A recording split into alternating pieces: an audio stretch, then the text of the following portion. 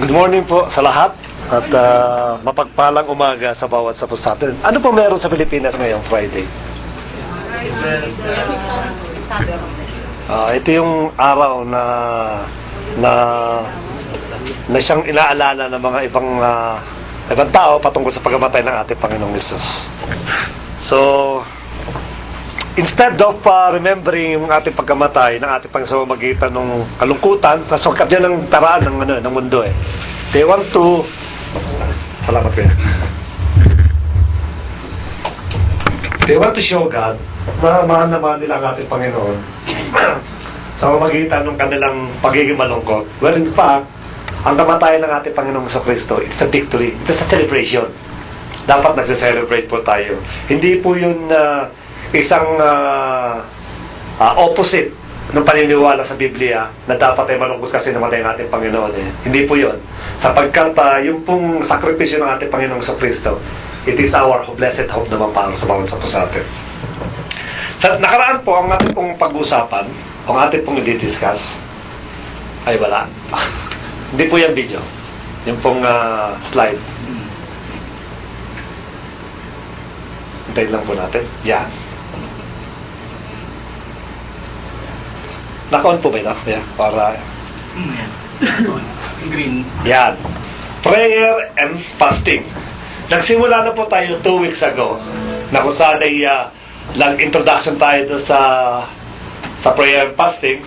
At the same time, nag-introduction po si Ate Erin patungkol po sa pananalangin kung paano po importansya.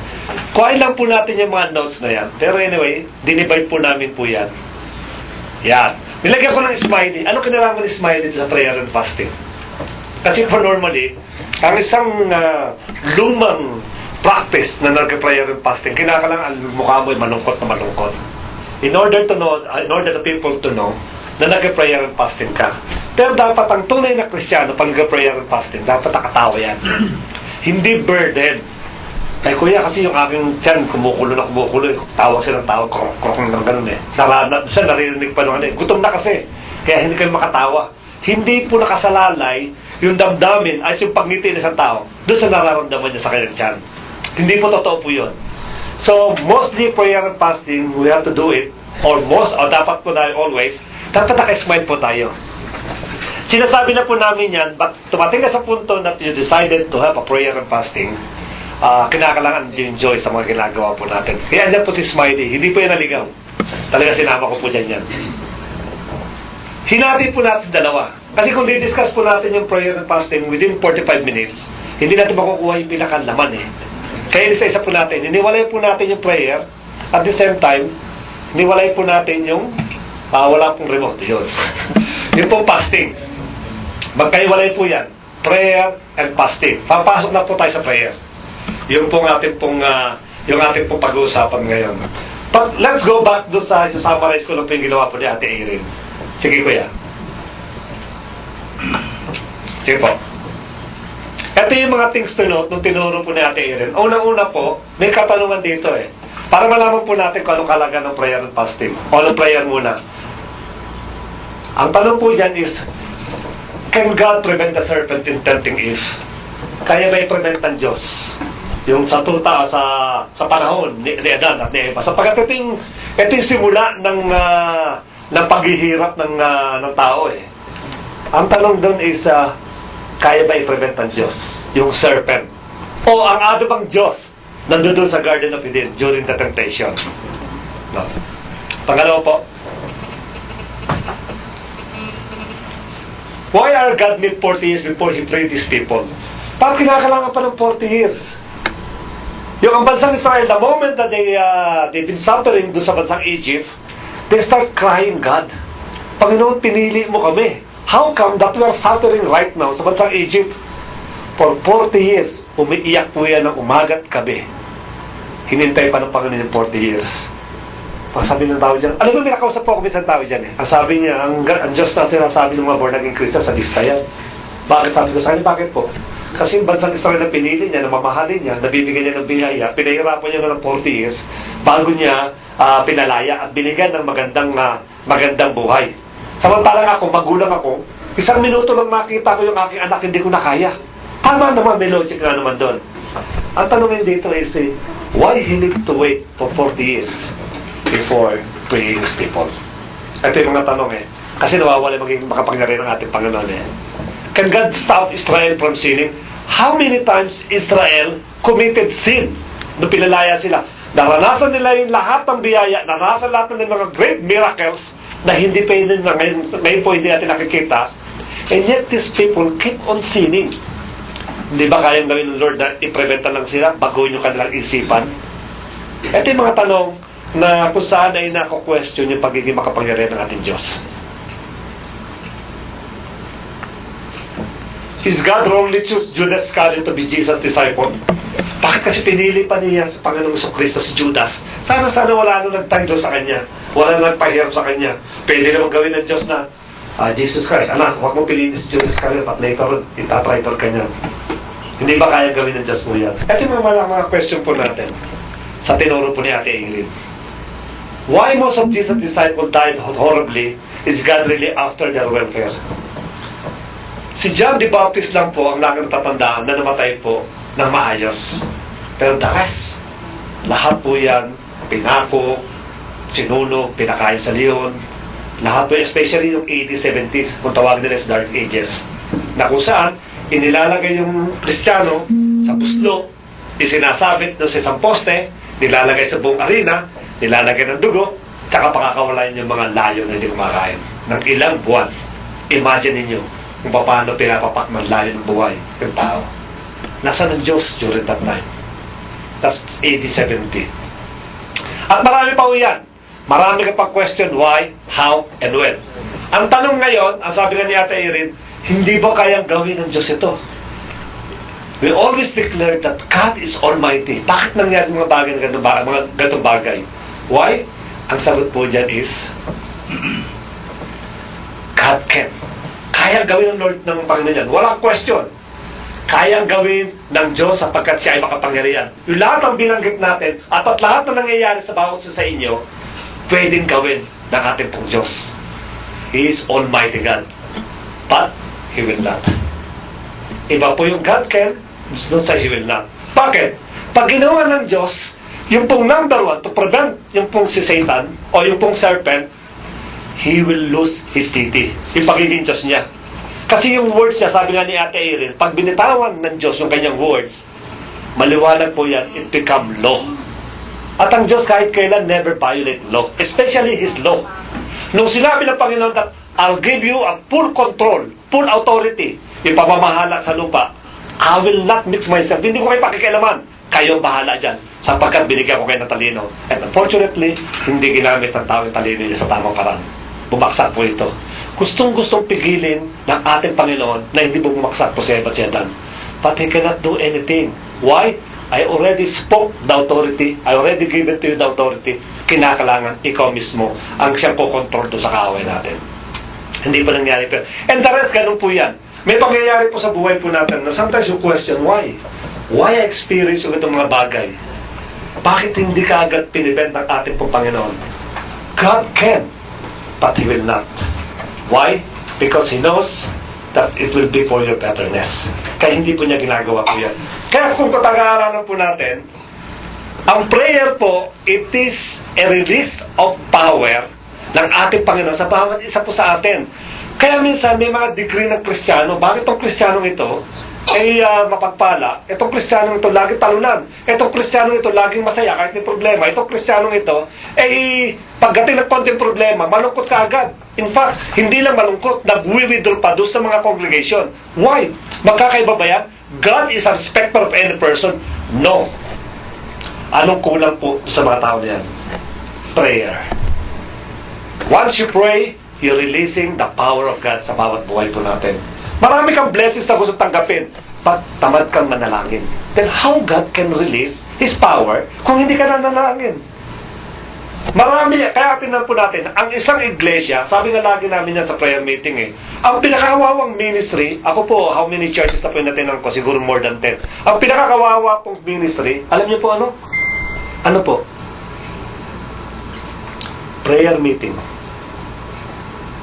Bakit? At tao tamad manalangin. Kung hindi ka Kristiyano, tayo ang Kristiyano, kung Kristiyano, tamad manalangin. How much mo yung hindi Kristiyano? Prayer meeting po. Pagdating po sa service, napakadami. Pagdating po sa Bible study, napakadami. Pagdating po sa mga pension, napakadami. When you invite them sa prayer meeting, titinang, mangilan-ngilan lang po. Mapalad na yung isang iglesia sa prayer meeting, umaabot po ng 10% ng attendee. At lagi natin dinideclare that prayer is the backbone.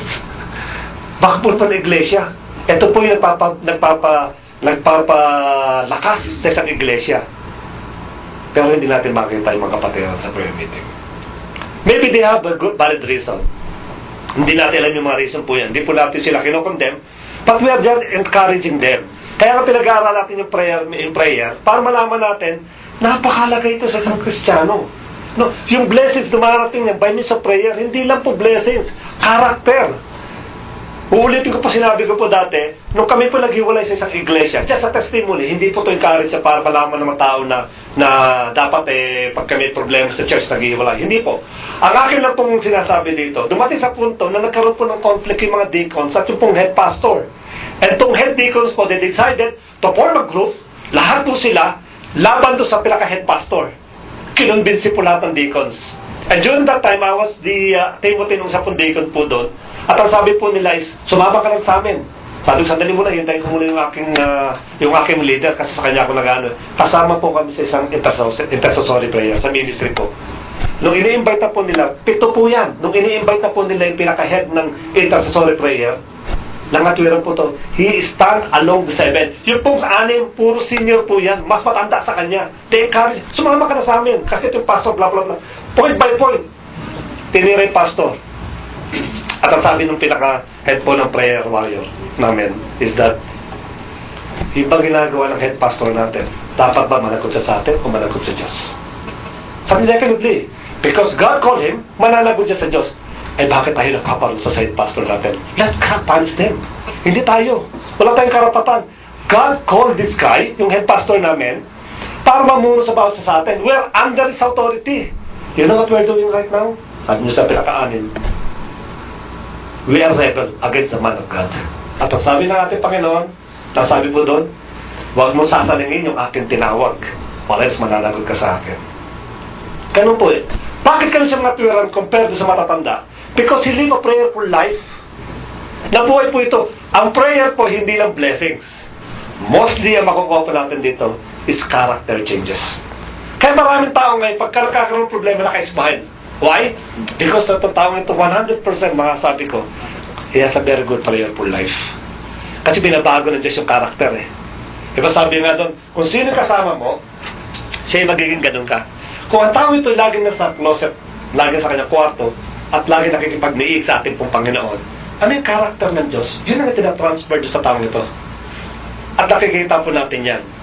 Kaya minsan madalas po, pag nagtatanong po, mayroong tao na, bakit lagi mainit ang ulo mo? Huwag ka magtanong.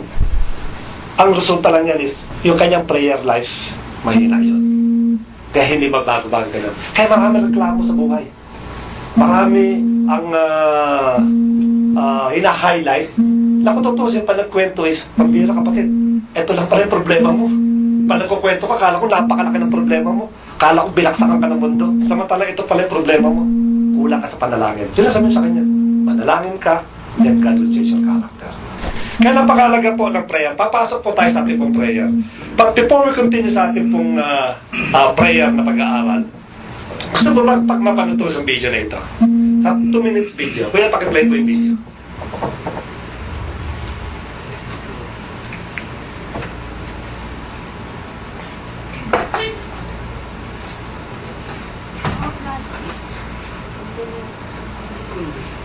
Condoleezza Rice is here to see you.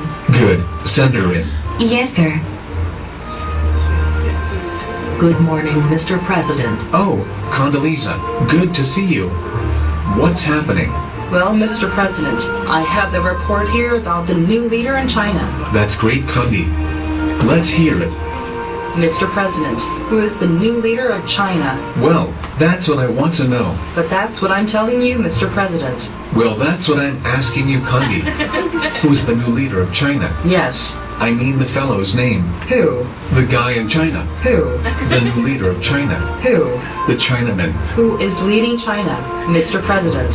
What are you asking me for? I'm telling you who is leading China. Well, I'm asking you, Kandi, who's leading China? That's the man's name. That's whose name? Yes. Will you or will you not tell me the name of the new leader of China? Yes, sir. Yasser. Yasser Arafat is in China? I thought he was in the Middle East. That's correct, sir.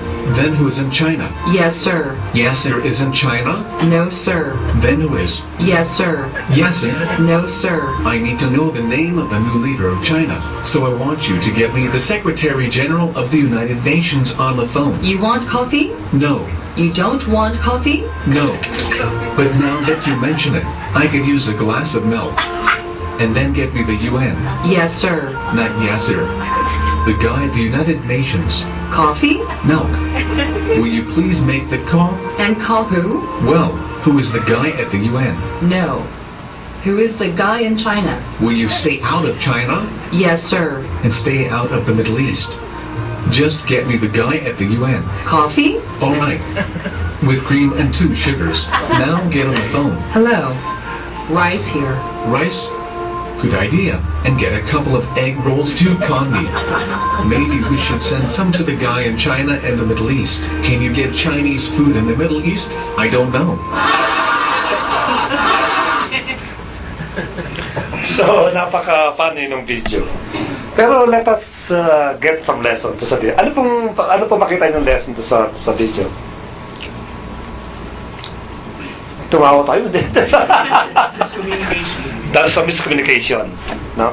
May barrier, hindi sila magkaintindihan. Kaya ang nangyari tuloy, hindi maiparating ng tao, ng secretary, to sa presidente, kung anong ibig sabihin. At the same time, yung presidente naman, hindi niya maiparating, good morning po, hindi niya maiparating doon sa secretary, kung anong ibig sabihin. There is a barrier doon sa communication po nila. Bakit po natin pinakita itong video na ito? Because we are studying prayer. Pag sinabi natin prayer normally sa mga Kristiyano, anong meaning ng prayer? Communication. Ang tanong ngayon is, meron bang miscommunication o may barrier ba pag nakikipag-communicate ka sa Diyos? Definitely no. Kasi alam ng Diyos yung laman ng bawat puso natin eh. But in prayer, there is good prayer and there is an effective prayer. At pupunta tayo dun sa effective prayer. Kasi pag sinabi mong good prayer, ito yung good communication na kung saan nag-uusap kayong dalawa at masasabi mo na maganda yung ginagawa mo at natutuwa yung kausap mo. That's good communication. You never say any bad words pagka good communication. But we don't satisfy with good communication. Especially tayo mga Kristiyano. Our communication is always be effective. Pag sinabi mo ko yan, pagkakaiba ng good to effective communication. Yung effective communication is building a healthy relationship between both of you. Nagkakaroon ng karamandari. No? Yun ang pinakano po doon. Pagka kasi good communication lang yan, pag alis ninyo, okay na. Pero pag effective communication, yung lalim ng relationship ninyo, lalong lumalalim po yan. At ang kinakailangan sa prayer po natin, since prayer is communication, it means effective prayer ay siya nga itong pag-aaralan sa araw na ito. Wala na naman, kuya. Sabi ko nga, naka-off eh. Sabi ko naka-off.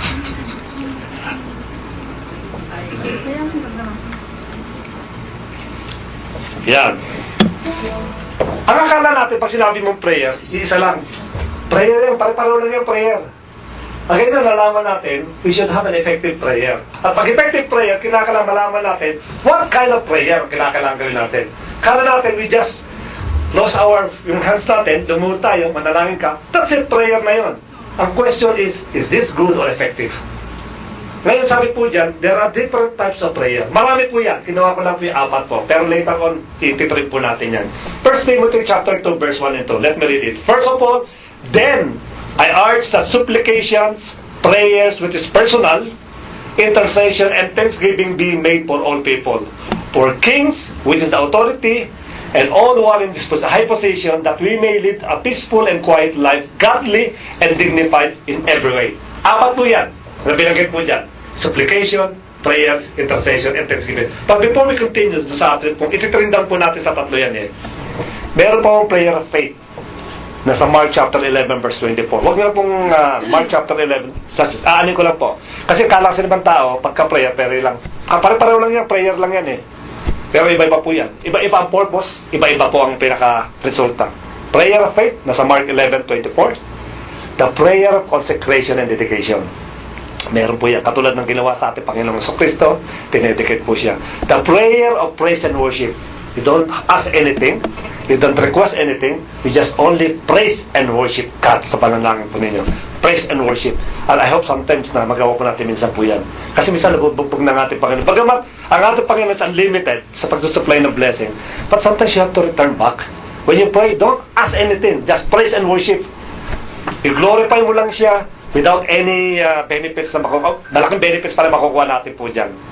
The prayer of binding and loosing or the prayer of agreement. Pagka meron daw dalawa nag-agree dito sa lupa at yan ay legal, base doon sa dokumento niya, sa Bible, ang sabi ng ating Panginoon, mas makapangyarihan yung nag-agree. Kaya prayer of agreement o prayer of binding and loosing. Nung kailan po, matagal na, tinuro po ni Kuya Eric ito. Binding and loosing, it is not used for binding the evil spirit. Hindi po yun ang ginamit sa verse. Anything that you ask, prayer sa ating Panginoon. At gusto mo yung talagang urgent, yung need, yung pinakan po niyan, magkaroon ka ng partner. And then you start agreeing. Binding and loosing. Mag-agree kayo sa isang panalangin, ilapit nyo sa Panginoon. At ang sabi ng Lord, if there are 2 or 3 gather in my name, I am in the midst of them. The prayer of healing, sa book of James. Tumawag ka ng mga may edad, hindi po yung may edad sa age. At yung pong mataas sa pananampalataya sa ating Panginoon, mga elder, at ang sabi po doon, ipag-pray mo yung may sakit at sila gagaling. That's prayer of healing. Ino-honor ng ating Panginoon yan. And before we continue that, meron pa usa rito, the praying in the Spirit. Ito po, isa-separate natin po ito. Or, kung magkakaroon tayo ng chance, kasi praying in the Spirit, medyo na to. Medyo mabigat ito sa isang Kristiyano. Normally, it never happen in a Christian, in a regular basis. Dumarating po yan minsan nang hindi po nyo nalalaman. It's a prayer of the Spirit. Hindi ka nananalangin. No? You're just praying and the Spirit is leading you. Siya nagbibigay ng words. No? May mga concern sa iglesia. For example, meron danger. Inilalagay yan sa isipan ng isang tao upang ipag-pray.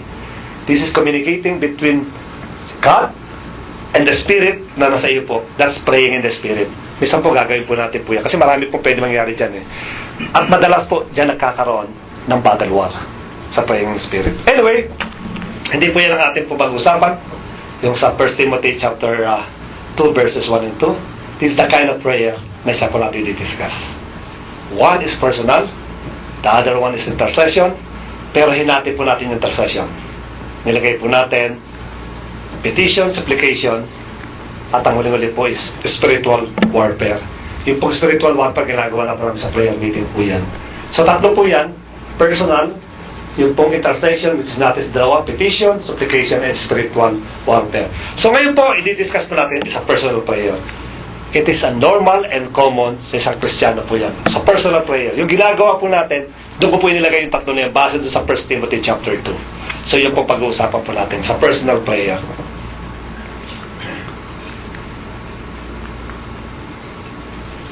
Sa Matthew chapter 6 verse 6, ang sabi po dyan is, but when you pray, go into your room and shut the door and pray to your Father who's in secret. And your Father who is in secret will reward you. Alam niyo po ba sa isang Kristiyano, bagamat ito ang normal, pero itong mahirap gawin. Pag nagsasama-sama po tayo, at sabi natin, kapatid, mag-pray tayo, wala pong tanggihan. Bakit? Kasi kahiyaan eh. Niyaya ka, Kristiyano ka, dapat mag-pray ka. Pero kung ikaw ang nag-iisa, andyan yung temptation niya. Ang sabi rito, pumasok ka sa kwarto, wala kang kasama, sarado mo pinto, at manalangin ka. Normally, ang nangyayari po sa atin, at lagi binabanggit ni Ate Erin, at nangyayari din po sa akin, pag matutulog ka, Lord, katulad na rin ng kahapon, tsaka nung sa linggo, alam mo na yun, amen, tulog. Diba? That's a personal prayer. Pero hindi siya nagiging effective. Alam mo naman yung Lord, makapangyarihan ka naman. Okay na yun. Hindi po okay yun. Sabihin mo dun sa kausap mo ganun. Kasi pastos ka naman. Wala ka respeto sa akin. How much more ang ating Diyos? No? Nag-spend ka na po so many hours sa buhay po natin. Sa trabaho, sa pamilya, sa leisure, sa pleasure. Kahit po sa net, in-spend po niyan. Pagdating sa Panginoon, you don't even spend 1 minute. Pag ikaw mo, inaanto ka na, siguro, most of the time, nag-spend ka pa ng mga 30 seconds o less than 30 seconds. Alam mo yan, Lord, makapangyarihan ka, the best ka. Amen. Tulog ka na. This is not effective prayer. Kaya nangyayari minsan, pati nananalangin man ako araw-araw, bakit yung sinasabi mo na pag nananalangin ka, binabago yung karakter? Because you are not praying effectively. Yun ang gagawin po natin sa araw po na ito. Personal prayer demonstrates the relationship between the father and son-daughter. Pag nagkakaroon ka ng personal prayer, hindi mo ginagamit ang God. Si God means authority. Kaya yung Matthew chapter 6, ang sabi po dyan, pray to your father. So it means personal relationship, personal prayer, it means personal relationship. The more you're talking to your parents, the more you become closer. Diba? Yun ang pinakal po dun eh. Hindi mo kinakausap ang tatay mo because yung authority niya. But because of your relationship bilang tatay. Yun ang pinakano po doon. Kaya malaking pag-usap po tayo sa personal prayer po natin. Ang dapat po, yung relationship, lagi natin nandoon. Kaya nga sabi po doon, pag mahina ang prayer mo sa buhay po natin, definitely mahina ang pagiging Christian life natin. Napakahirap po sumunod sa mga bagay na pinapagawa ng ating Panginoon. Meron kang struggle. Why? Kasi yung pong relationship po natin napakahina eh. Magdedetermine yung ating pong Christian life, yung pamumuhay po natin, kung tama at maayos, kung ang ating pong personal prayer nagagawa po natin effectively. At may di-discuss po natin po yan. Malalaman po ninyo yung pinaka-rules ng personal prayer. Personal prayer become liturgical informed if we recite same words every day. Kapatid, ang isa pong technique sa personal prayer is huwag kang magre-recite everyday. Pare-pareho. Lord, yung aking pong increase, sama niya po sa para po makabukasan. Lord, yung aking pong increase. Kapatid, mali po ba yan? Hindi ko sabing mali. Kaya lang, because of the same word na nire-recite mo, nagiging liturgical. Ano po liturgical? Parang routine na lang. Wala nang damdamin. Let us always remember, communication required emotion, feeling. No? Napakapangit makipag-usap sa isang tao na kung saan wala namang emotion. Subukan makipag-usap sa tao na nag-cellphone. Ano sabi mo nga, ano nangyari saan? Samantalang kausap mo narito. Ano nangyari nga pa sa ano? Papambabastos yun. Ito, nagiging liturgical siya, nagiging informed siya na liturgical. Pag pare-pareho, lagyan mo ng variety, kapatid. Huwag mo siyang, hindi ko masabihin na huwag mo tigilan mo na yung araw-araw pinag-pray. Kaya na pag nag-pray ka na isang bagay nito, tagdagan mo naman ng konti. Lagyan mo ng different, lagyan mo lang ng konti difference para yung alam ng init hindi nawawala. Pag nag-recite ka ng prayer mo, everyday, same prayer, definitely, magiging routine na yan. Mawawala na yung love. Wala na yung init to sa ating personal prayer and it become not effective anymore. Hindi siya nagiging effective.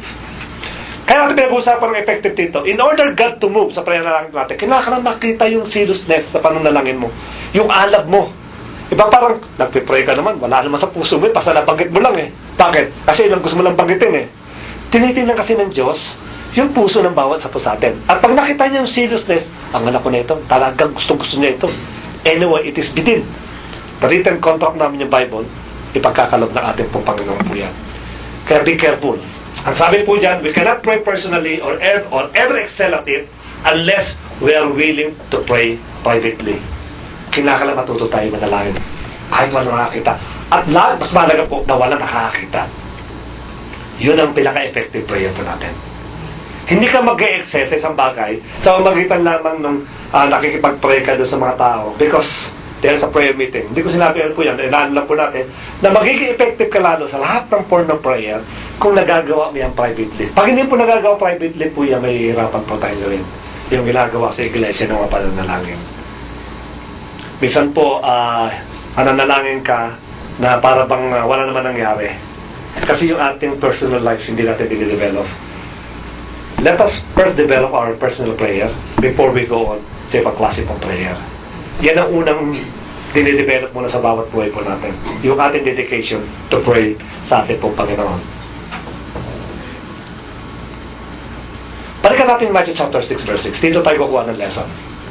Ang sabi doon when you pray, ang ibig sabihin is a regular prayer not occasional or conditional. Ito po yung nilalaman ng personal prayer.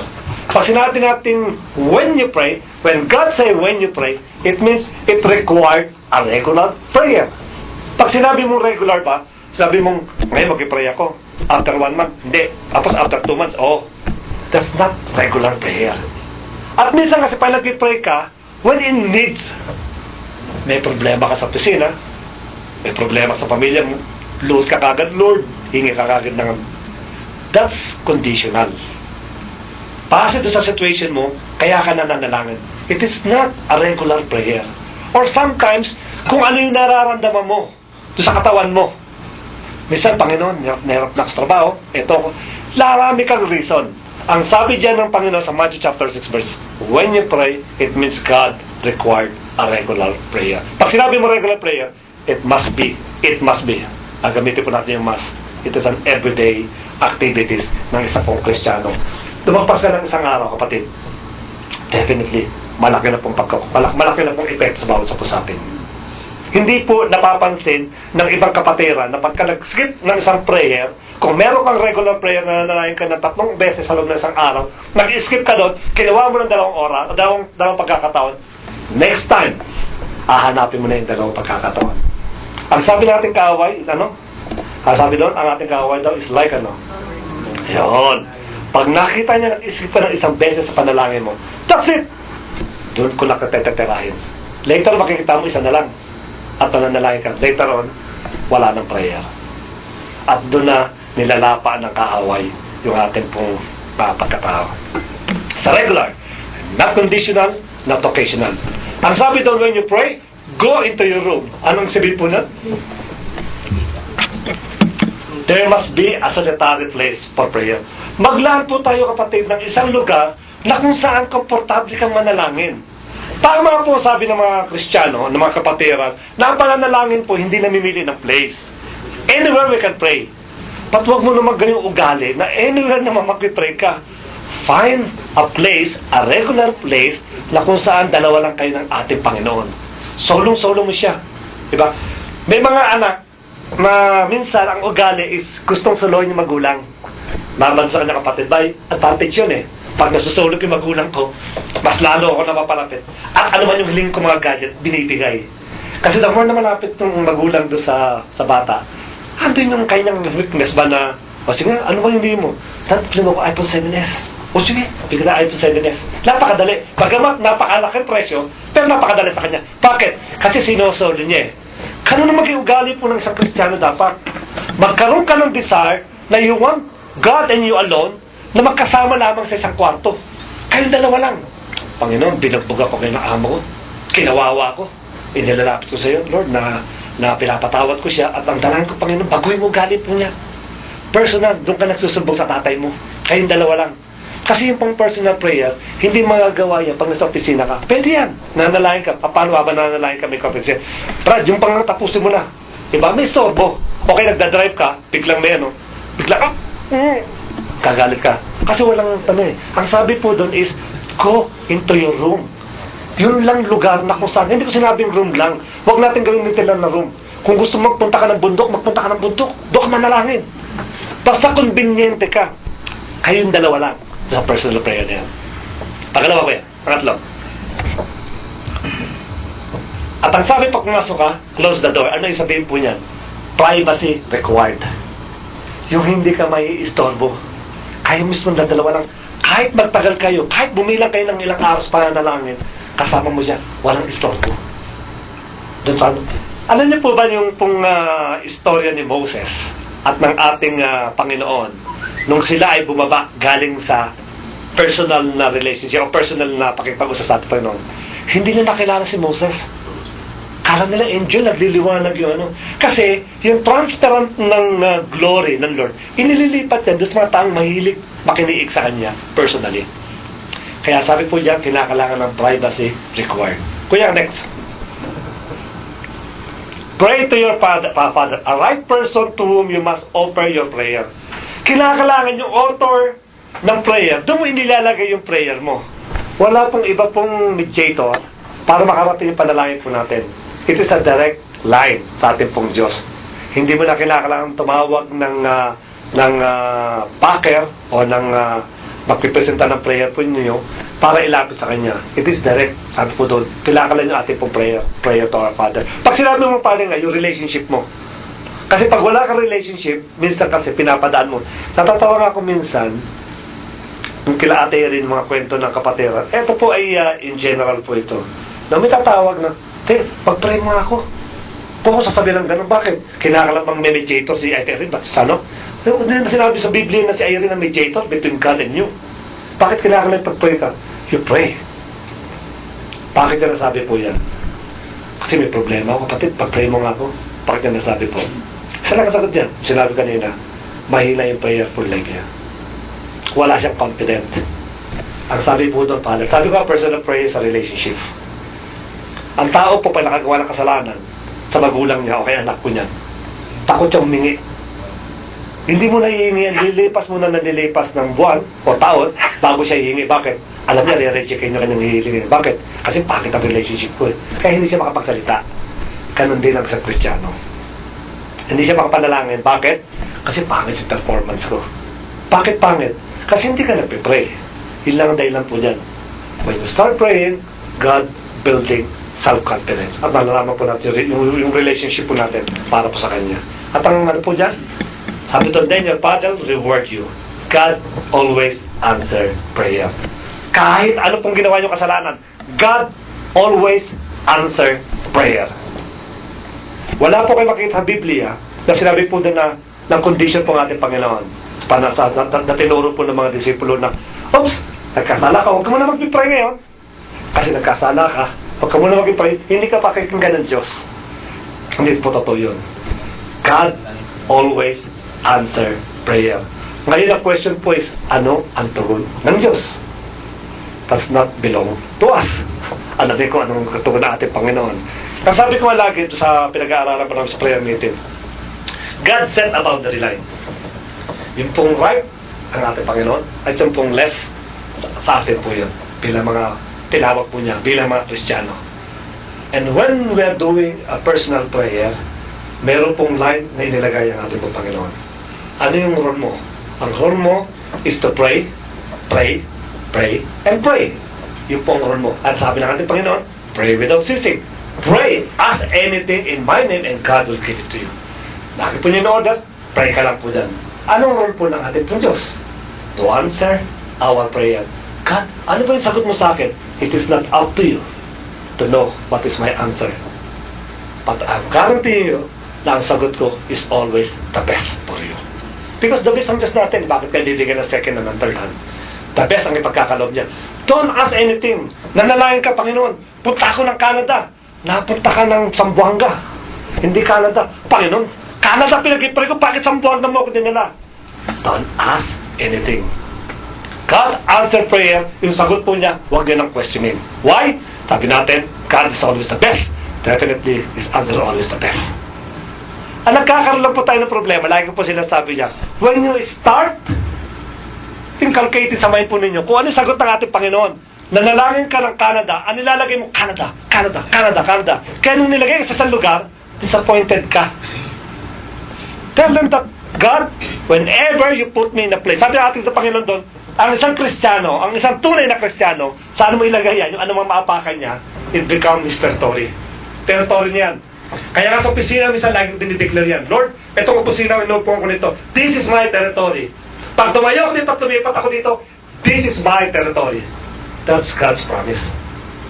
Kaya sabi natin kayo, saan ka mandalin niya, ando doon lagi pagkapala. Ang sabi doon, blessings follows after you. Hindi na uunang blessing, kundi na sa likod mo. Nangangahulugan, kahit saan ka lumakad ka man sa mga abusaya, talagang will ng ating Lord po yan, pagpapalain ka ng ating Panginoon. God has promised that. Ngayon sa normal na practice po, ng ating pong ginagawa sa personal, ito po hanap po natin ito. Marami nakakalam na po nito, but let us remind each every one of us kung ano po yung minsan na system. Hindi po natin ito ini-input sa bawat sa para gawin po ninyo. It is a guide, a basis para po sa ating pong pananalangin personal. Acts, it means that A is adoration, C is confession, T is thanksgiving, C is supplication. This is the sequence. Maaaring ginagamit nila yung confession first, before things adoration. It's up to you. But if you ask me, I'll go first adoration. Why? Kahit pa kasalanan ako, I need to praise God. Kasi when you start thanking your father or your parents, sometimes yung kasalanan mo, nababawasan na yan. Kasi sinimulan mo siya purihin, tayo talaga napakabait ninyo. Kahit anong ginagawa, ikaw, lagi mo sinasabi yung kanyang karakter. At pag sinabi mo karakter ng ating Panginoon, hindi ka maubusan. Magsalita ka man ng 1,000 years, hindi ka maubusan sa karakter ng ating pong Diyos. Napakarami po niyan. So adoration, confession, thanksgiving, and supplication. Kaya normally sa personal po, umahalo po yung word of supplication kasi niwalay po natin po yun. Wala pong problema po doon. That's the normal practice. When you're praying, sometimes your personal, it become a supplication. And sometimes, it become to a spiritual warfare. Pwede po yung tatlo. Tinaliwanag lang po natin po yan upang sa ganun, malaman po natin yung kalagahan ng personal prayer po natin. Ang punot-dulo po nito mga kapatid is that let us encourage each every one of us na magkaroon po talaga ng regular prayer time. No? And if you have time na maka-attend po sa mga marami po ginagawa pong prayer meeting o mga pananalangin ng iglesia, join. You are most welcome. Lastly po, bago po ipasok yung muling slide, ako po ay hirap magsalita ng araw. At pagka po marami ang gusto sabihin, yung mga idea at mapasok, nabubulol po ako. Alam na po ni Ayer niya, nabanggit to sa iba pong mga kapatira po natin. At mahina po yung aking pong confidence. No? Normally, ewan ko lang po kung totoo po yung sasabihin ko sa inyo. Kaya takot umatin ng prayer meeting ang mga kapatira. Kasi nananalangin ka dun eh. Lagi ko sinasabi, may part ka kasi na magsasalita ka. Tama po ba o mali? Kaya minsan po, hindi ako sumasama sa prayer meeting. O madalas hindi ako sumasama sa prayer meeting. Bakit? Kasi pag nanalangin ako ba, marinig ako, ano ba itong klase mo na rin? Bulol yata ito. Takot ka agad. Meron pa kaagad na self-preservation na somebody na punahin yung pananalangin po ninyo. Or, kung ano man yun, hindi ka makapanalangin ng tama, kaya ayaw mo umaten. Pinakano po yan. Alam niyo po ba kung anong nag-build ng aking self-confidence? Pananalangin po. The last ministry na inatinan ko sa Pilipinas, I mean, nung sa church na natin is the prayer meeting. Sumama na po ako sa evangelism, nag-house to house kami, sumama na po kami sa mga crusade, sumama na rin po kami sa mga nagkakontak ng healing, ng mga miracles, sumama po ako lahat dyan. Pero bakit sa prayer meeting, hindi po ako umaten? Bakit? Kasi mananalangin ako doon, ibulol ako. Paririnig nila. Walang confidence. At minsan pagka pinagtuturo kapatid, pwede ka ba mag-exhort? Hindi pwede kapatid eh. Kasi marami kang dahilan. Walang confidence, bakit? Pero pagdating mo sa prayer meeting, you are given a chance to pray and also to exhort. Makikita po niyo yung build ng inyo po. Napakahalaga po ng panalangin. Panalangin is changing the character of person. And last slide po, petition and supplication po, tuturo ba yan ni Ate Erin sa next po darating pong Friday. Hope na tayo po yung magkasama-sama, patuto tayo sa panalangin. Napaka-importante po ng prayer sa bawat substantive. Sige po, kung meron po yung question, ay madadagdag. Open po yung table.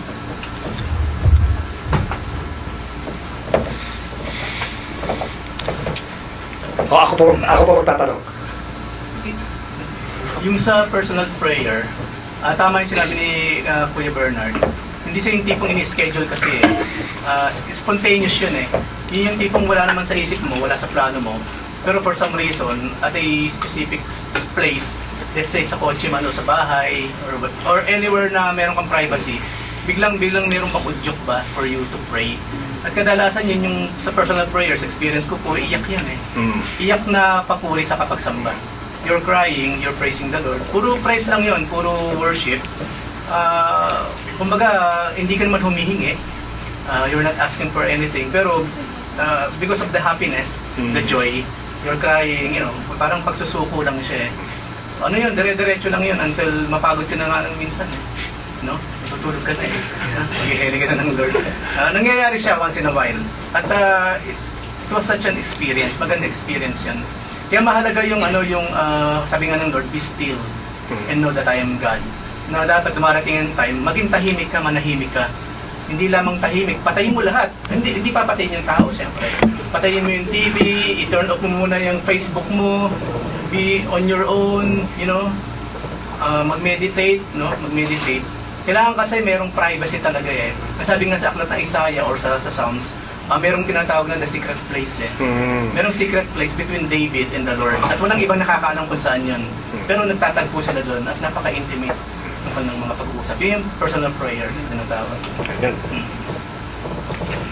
Sabi ko nga, sabi ni Kuya Eric emotion, relationship. Yan ang pinaka-ano po sa atin po. Any additional info para po sa ating po mga kapatiran? Dagdag ko lang, sa personal prayer, minsan, audio pa rin ng Lord na lumuhod. Na ano? It's such an experience too na alam ko sa dati nating mga paniniwala, required tayong dumuhod. Wala namang masama kaso kung obligasyon na lang or dapat gawin mo lang, yan ang sinabi. Pero dumarating ang time sa personal prayer through the Holy Spirit. Luluhod ka rin eh. Tapos, masarap maramdamang masakit yung tuhod paminsan-minsan para sa Lord. No? Actually, matagal ko natin din nagagawa yan. Kasi minsan nirarayuma tayo or kasi kung nirarayuma sa paggawa ng something ng ibang bagay. Pero sa Panginoon, kailan pa sumakit ang tuhod mo para sa Lord? Doon sa mga ganung pagkakataon, you will feel in a very, very simple way na masarap palang sumakit ang tuhod ng patupasuan ng Lord. At least through prayer, personal prayer. Nakanta nga na kaya bowing down your knee. Oh. Kasi yung pagluhod po kasi, it's a symbol of humility. No, ginagawa yan ng mga ate pagka humihingi sila ng tawad o maaaring nagpapakumbaba sila, ginagawa po yan. Especially Opo. kuya sa confession. Kasi pag nagpo-confess ka, malalambot ka sa ginawa. Mapapalod natin. Sino pa mga ano? A personal prayer, there's no pretense. There is no, no? No pretense. Be yourself. Hindi mo niisip na yung kung sino kasama mo. So pagka nagpo-prayer, minsan, ano yung tsura ko pag umiiyak ako, parang recording niya. Or tinitingnan ako ng kapartner ko. O tinitingnan ako ng kapartner ko. O kaya, ano ba to, umiyak na ng umiyak, wala na siya nagpag-pray, parang gano'n. Pero pagka sa kanya ka na, wala eh. All out ka, kung sino pa, yun eh. Parang mag-asawa, di ba? Pag nagko-communicate kayo, mas naging strong yung relationship. At the same time, na ilalabas mo talaga kung ano yung nasa puso mo. Kung galit ka, na ilalabas. Nakikita niya yung itsura mo. So, ganun din sa prayer, yung ikaw talaga, walang pagkukulot. Kung ano talaga ang gusto mo sabihin sa Lord, nasasabi mo sa lahat. Walang hesitation. May isa lang po ako dadagdag, no? Bago po siya pagsumayon. Pag nagkakaroon po tayo ng personal prayer, at sabi po ito, minsan kasi may mga leading yan eh. No? Also, be careful.